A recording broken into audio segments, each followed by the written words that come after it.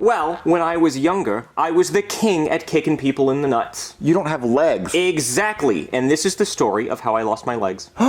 Don't worry, baby birds, I'll feed you. This is what happened. So back in high school, I was in PE class playing this game called kickball. Now, I'd never really heard of kickball, and I didn't understand the rules, but I thought I could probably figure it out. So they rolled this big red ball to me, and I thought that was some kind of obstacle. So I jumped over it, and then I ran up and I kicked the guy in the mound right in the balls. And the ball crunch was so satisfying. He squealed like a little girl. And then after that, I was just addicted to kicking balls. I ran around all the bases kicking everybody in the balls. Everybody on the playground was just laying on the ground holding their balls. And I thought I was the kickball champion because everybody was calling me Ball Buster Brooklyn.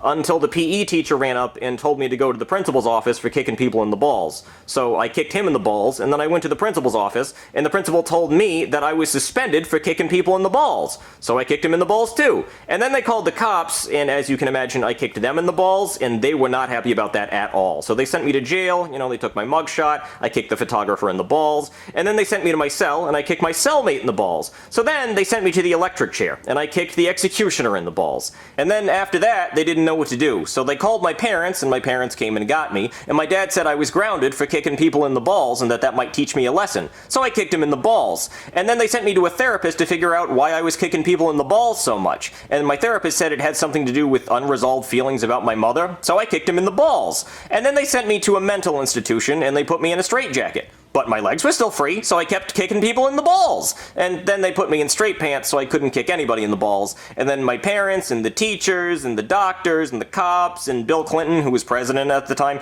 they all got together and were trying to figure out what to do about me because I was a serial ball kicker. And then they decided that they needed to amputate my legs because I just could not be trusted with legs anymore.